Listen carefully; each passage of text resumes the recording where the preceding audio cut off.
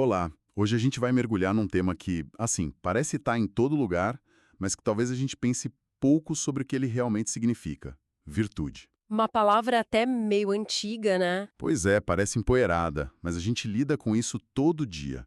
A pressão para ser a pessoa certa, para ter a opinião certa. Para se encaixar. Exato. O material que a gente tem em mãos hoje convida a fazer uma faxina nesse conceito. A nossa missão aqui é tentar entender a diferença entre as virtudes que a sociedade empurra pra gente, Quase como uma moda. isso, como uma moda, e uma virtude que viria de um lugar mais profundo, sabe, da nossa essência. E a pergunta que fica é: qual é o custo de buscar essa autenticidade? E a recompensa vale a pena? É uma ótima provocação para começar, porque essa tensão, né, é o coração da nossa conversa de hoje. De um lado, a gente tem o que o material chama de crenças de momento. Pensa, tipo, nas bolhas das redes sociais, sabe? Nas pautas que viralizam e que, de repente, todo mundo precisa defender para ser aceito no grupo. É uma virtude de fachada. Que muda com o vento. Exato. E do outro lado que a gente vai explorar é uma ideia de virtude como uma, uma bússola interna, ligada a uma busca mais honesta por verdade, por justiça. Uhum. No fundo, é uma reflexão sobre como ser humano de um jeito mais íntegro, apesar de todo o barulho que está lá fora. Essa ideia de virtude de fachada é muito poderosa. É quase uma virtude de Instagram. Perfeito, onde você posta a boa ação do dia. Exato. Mas vamos ao primeiro ponto que o material levanta, essa dualidade. Como que ele descreve esse conflito entre a virtude que a gente mostra para o mundo e essa outra mais interna? Então, o conflito nasce porque elas operam com lógicas diferentes, sabe? A virtude social, essa de momento, funciona com base em recompensa e punição. Ah, entendi. Se você segue as regras da sua bolha, você ganha likes, aceitação, status. Se não segue, é cancelado, criticado. É um sistema de conformidade. Certo. Já a virtude essencial, a que vem da consciência, ela não está buscando aplauso. Ela se baseia em princípios. Verdade, justiça, mesmo que isso signifique ir contra a maré. E aí que a coisa pega. Exatamente, porque fazer o que a sua consciência diz que é certo pode te custar justamente aquela aceitação que a outra virtude prometia. O que nos leva a uma pergunta que o próprio material faz e que me deixou aqui pensando. O certo que o mundo me cobra é o mesmo certo que eu sinto que devo fazer? Uhum. E na maioria das vezes, a resposta talvez seja não. E é nesse não que mora o perigo e a oportunidade. Certo? Exatamente. É o que o material chama de ponto de inflexão. É um momento de ruptura. Mas, e isso é crucial, não se trata de uma rebeldia vazia. Como assim? Não é simplesmente trocar uma tirania de valores antigos por uma militância que só repete slogans sem reflexão, sabe? Não é quebrar por quebrar. Entendi. Mas, na prática, como a gente diferencia essa ruptura que é sábia de uma simples teimosia ou de um radicalismo que não leva a lugar nenhum? Ótima pergunta. Porque para quem olha de fora, as duas coisas podem parecer a mesma, né? Podem. A diferença está na motivação e no método. A rebeldia pela rebeldia costuma ser reativa. É movida pelo ego, pela raiva, pela vontade de chocar. Certo. A ruptura que o material propõe é guiada pela retidão, pela sabedoria. É um movimento proativo que busca construir algo melhor e não apenas destruir o que existe. É a diferença entre dizer eu odeio tudo isso e dizer, eu acredito que podemos fazer de um jeito mais justo. exato. E estou disposto a começar por mim. É uma mudança de qualidade, não só de lado. Ok, vamos analisar isso. Se essa mudança é tão profunda, não pode ser algo que acontece assim da noite para o dia. O material descreve essa busca por autenticidade como um grande exercício cognitivo. Soa como trabalho, né? E trabalho pesado. E exige uma honestidade brutal consigo mesmo. Exige reflexão constante, autenticidade e, uma coisa que eu achei muito interessante, respeito próprio. Respeito próprio? É. Respeitar a si mesmo a ponto de não se vender por aprovação fácil, sabe? O custo é ter que remar contra a maré do imediatismo, do egocentrismo, daquela competitividade que diz pra gente levar vantagem em tudo. Romper com isso é difícil, porque todo sistema parece empurrar a gente na direção contrária. Totalmente. E de onde a gente tira a força para fazer isso? Porque parece uma jornada bem solitária. A sugestão é que essa força é interna. Todos nós teríamos acesso a uma sabedoria que alimenta essa virtude. E a gente pode fortalecer isso, por exemplo, com leitura, com estudo, Com conhecimento. sim, com a busca por conhecimento. Mas, e aqui vem um alerta importante, o conhecimento, por si só, não resolve. Como assim? A gente vive na era da informação. Não basta ler os livros certos, ver os documentários certos. Não, porque o conhecimento pode virar só mais uma ferramenta para o ego, para parecer mais inteligente que os outros, sabe? Entendi. O que é fascinante é a ideia de que o conhecimento precisa ser temperado pela vivência, pela experiência. É na prática, no dia a dia, que a teoria vira sabedoria. É como ter um mapa e uma bússola. Exato, perfeita analogia. O conhecimento é o mapa, ele te mostra os caminhos possíveis. Mas é a consciência, a sua bússola interna que te ajuda a escolher a direção certa para você naquele momento. Essa ideia da vivência me faz pensar nos erros, porque viver é errar, não tem jeito. Não tem. Mas a nossa cultura parece ter um pavor de admitir erros. Como o material aborda isso? Ah, e é aqui que a coisa fica realmente interessante, porque a perspectiva é totalmente diferente. A proposta é que a gente deveria valorizar o aprendizado que vem do erro tanto quanto o que vem do acerto. Nossa, Pensa nisso, se você só valoriza o acerto, você passa a vida com medo de tentar qualquer coisa nova. Você fica paralisado. e fingindo que nunca erra, o que é pior. Exatamente. A visão que o material traz é que a nossa compreensão de certo e errado está sempre evoluindo. O que eu achava certo aos 20 anos pode não ser o que eu acho certo aos 40. Total. E o que guia essa evolução é a humildade. A humildade de olhar para trás e dizer: olha, naquela época, com o que eu sabia, fiz aquilo. Hoje faria diferente. Essa capacidade de reavaliar sem se culpar é uma virtude poderosíssima. Erros e acertos são professores temporários Exato. na nossa jornada. Mas, ao mesmo tempo, existe o perigo de seguir ensinamentos erráticos, como diz o material, de se deixar levar por um guru, por uma ideologia, e acabar se perdendo. Sim, Isso nos leva de volta àquela tensão inicial.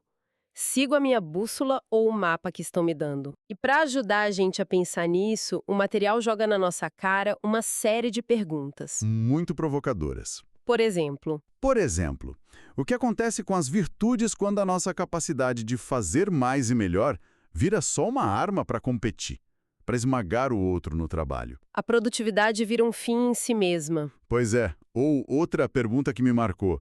E quando a nossa capacidade de amar e fazer amigos se transforma num jogo de interesses? Um networking constante, sabe? Onde cada relação é calculada pelo que ela pode te render. Tudo vira uma transação. E talvez a mais desconfortável de todas. A nossa ética é incondicional ou ela depende das circunstâncias? O exemplo que ele usa é brutal. Qual? Se roubar fosse socialmente aceito, como, sei lá, sonegar impostos às vezes é visto, a gente roubaria sem peso na consciência? Uau! Essa pergunta obriga a gente a confrontar se os nossos valores são realmente nossos ou os... Ou se são só um reflexo do que o nosso grupo social tolera? E as perguntas não param. O material nos encurrala, né? Diante da chance de um lucro fácil, de um privilégio que ninguém vai descobrir, de furar uma fila, a gente é sempre virtuoso. É muito fácil ser ético no discurso. É um teste de realidade. E tem mais. Tem. Quantas vezes as pessoas que tentam fazer a coisa certa são chamadas de ingênuas, de bobas? Clássico. Aquela situação de quem devolve uma carteira cheia de dinheiro e ouve dos amigos: nossa, mas você é muito bobo, eu teria ficado com a grana. Exatamente isso. E o material pergunta: quem está disposto a arriscar a reputação de espertalhão para ser virtuoso? Essa pressão para ser visto como esperto é gigantesca. Sem dúvida. Isso nos leva à comparação central do material, que para mim é o pulo do gato. A diferença gritante entre a meritocracia, que a gente tanto aplaude, e o que ele chama de mérito verdadeiro. Exato. A meritocracia, como a gente conhece, é o sistema do espertalhão. Ela foca em métricas, em resultados, performance. Ela mede o sucesso em números. Seu salário, seu cargo, seus seguidores. E promete que, se você se esforçar o suficiente, vai chegar lá e ser feliz. Só que o problema, claro, é que essa lógica ignora completamente que as pessoas não partem do mesmo lugar. Certo, ela vem de um sonho de igualdade de oportunidades que não existe na prática. Mas então, o que seria esse mérito verdadeiro? Se não é sobre vencer a corrida, é sobre o quê? O fascinante aqui é que o mérito verdadeiro não tem nada a ver com recompensa externa. A essência dele, e a frase é muito forte, é a presença ativa de um sacrifício virtuoso. Sacrifício virtuoso. O que isso quer dizer em bom português? Significa fazer a escolha certa, mesmo quando ela é a mais difícil, mesmo quando não vai te trazer nenhum benefício visível e talvez até te prejudique socialmente ou financeiramente. A virtude, por definição, não espera pagamento. Me dá um exemplo concreto disso. Pensa na diferença entre dois cientistas. O primeiro, ele apressa a pesquisa, talvez ignore alguns dados que não batem, para publicar o artigo antes de todo mundo e ganhar prestígio, prêmios. Isso é a meritocracia. Exato. O segundo cientista encontra os mesmos dados contraditórios e decide parar tudo, refazer os experimentos, mesmo que isso atrase a publicação em anos e ele perca a corrida pelo prêmio. O compromisso dele é com a verdade, não com o resultado. Exatamente. Esse ato de abrir mão do prêmio fácil pela integridade é o sacrifício virtuoso. O mérito dele não está no troféu, está na atitude. Uau, isso muda tudo. Então a gente vive nesse cabo de guerra constante. De um lado, o mundo gritando: produza, vença, apareça. E do outro, essa voz interna pedindo calma, integridade, sacrifício. É como se a gente tivesse que se olhar no espelho a cada decisão importante. É exatamente isso. E ninguém ensina isso na escola, né? A gente aprende na marra, errando, acertando, sentindo o peso das nossas escolhas. É uma jornada muito pessoal, de descobrir quais são os seus valores inegociáveis. Totalmente. Então, a pergunta é de $1 milhão. Se o caminho da virtude exige sacrifício, não dá prêmios, e ainda corro o risco de ser chamado de bobo? Qual é a vantagem, né? Por que alguém escolheria esse caminho mais difícil? A resposta está nos frutos da virtude, como o material os chama. E são recompensas de uma natureza completamente diferente.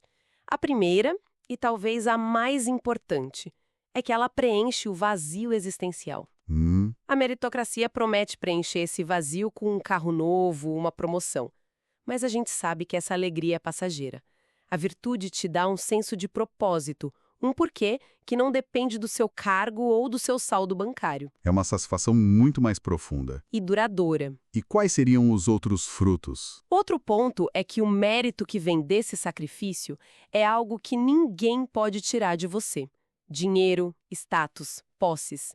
Tudo isso pode ser perdido. Verdade. Mas a integridade, a consciência de que você fez a coisa certa quando era difícil, isso se torna parte de quem você é.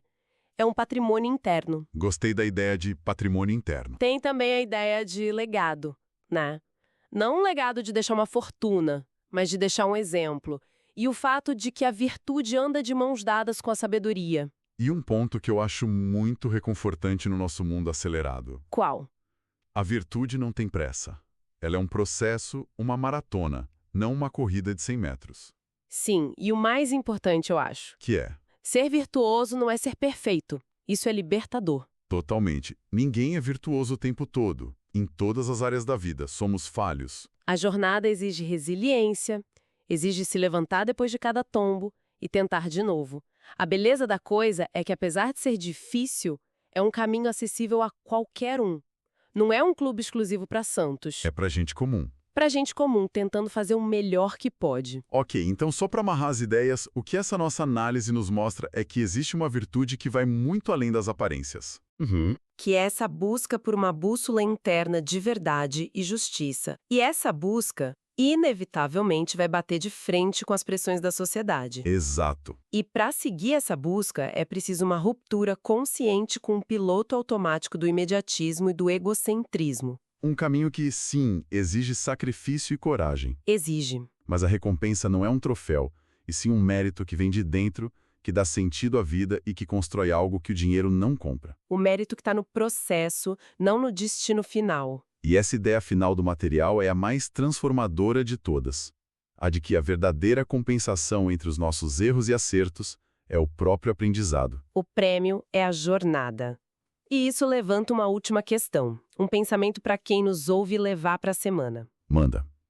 Um pensamento final para a gente refletir. Se a maior recompensa da jornada virtuosa é o aprendizado em si e não um prêmio no final da linha, como a gente pode começar a redefinir o que significa sucesso na nossa própria vida? Boa. Se a gente tirasse da equação as métricas externas, o salário, o cargo, os likes, o que sobraria?